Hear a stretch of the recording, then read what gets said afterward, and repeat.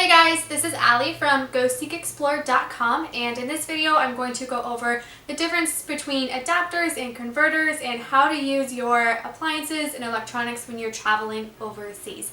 So one of the first things that I was really confused about when I was traveling for the very first time was how in the world do I use my appliances? Because I kept hearing people using the words adapters and converters and using them interchangeably, but they actually are two different things, and it really depends on your travels what you really need to be using. I only use adapters, but I'm going to go over kind of what that is and how the whole thing works so that it makes a lot more sense for you. Different countries around the world use different voltage and different electricity. So when you're traveling, the electricity, the voltage is going to be different, and the plugs that you plug into the wall may be different too. So for example, if you're in the United States, you're going to see plugs in the wall and they're going to have a shape that's going to fit a plug that looks kind of like this. But in other countries, the shapes of the sockets are going to be different. So these are all adapters for different regions. So this one's for Europe and it has a circular plug.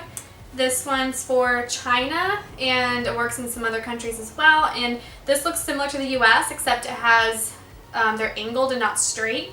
And then this one is for Ireland, the UK, and some other countries as well.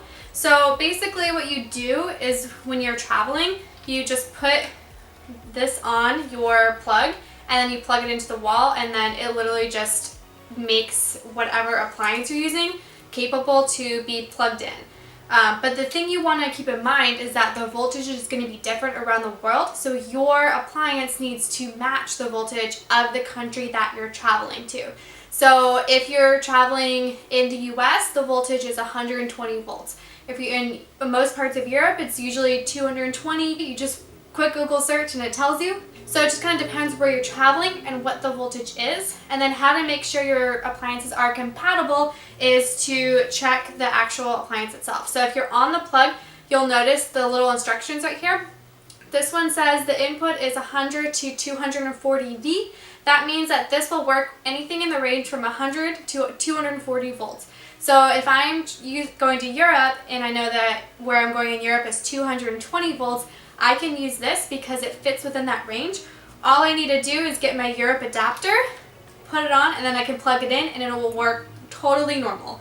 But if I look on the inside of this flat iron, I'm going to see 120 volts. So this is only going to work anywhere with 120 volts. So the ones I use, like this one is kind of crappy, but it works.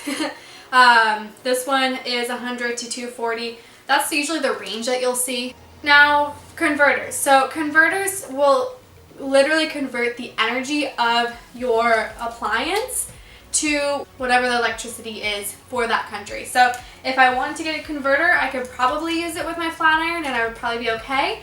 But I've done some research on converters and usually you can use them for maybe a couple hours, but they're a little risky because it is, you're literally converting electricity, and I don't know, that's just something I don't really want to deal with. These adapters, by the way, like I got this whole set, I think it was like $6 or $7 or like $10, something really cheap. You can find these online at Amazon, you can go to Target, Radio Shack, bunch of different places. I also have a universal adapter, but I can't find it right now, and that has multiple plugs. It's like this big, and you can get multiple plug shapes out of it, so that works too. Those tend to be a little bit more expensive. And my quick lifesaver tip, if you forget your adapter or if you didn't even know you needed one, is to use your laptop battery. So if your laptop is charged and it has some battery, you can plug in your phone charger into your laptop. So I also have a multi-USB port. I can actually plug in multiple phone chargers or anything with USB if I needed to. Plug in my phone, and then now my phone's charging. If you forget your adapter, this is a really good way to just kind of quickly get some battery for your phone, and then you can go out to a store and buy one in the country that you're in. One last bonus tip, if you are traveling with a group of people, what's really nice to do is to write your initials with like a Sharpie or something on the adapter, because a lot of the times adapters will look the same, and if you're traveling with a lot of people, sometimes you can get these mixed up. It's just kind of nice to know like which one is yours. So over the past few years, I have funded my travels through working abroad and earning an income while I was traveling. If you're interested in doing that as well, I have a free starter guide that goes over how I did it and how you can do it too. The link to that is in my description, so make sure to check that out. Also, please make sure to subscribe, give this video a thumbs up. I'm going to be doing some more videos like this with some more travel tips, and I also do some vlogs for when I'm traveling. Definitely make sure to check that all out, and thanks so much. I'll see you next time.